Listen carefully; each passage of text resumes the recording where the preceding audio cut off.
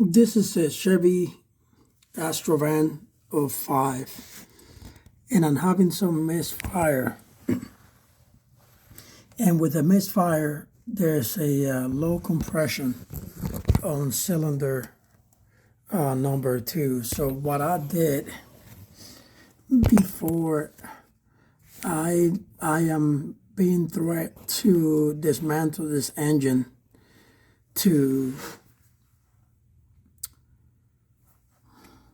possibly a blown head gasket. I've done every test to this engine, and I cannot find any signs of a hand-blown gasket.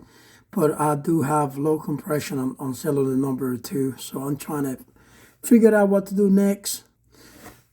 So what I did, I went ahead and dumped some seafoam on the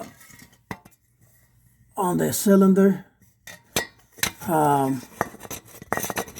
Basically, this is pretty much, just trying to show you the can there. But this is pretty much one of my last resort.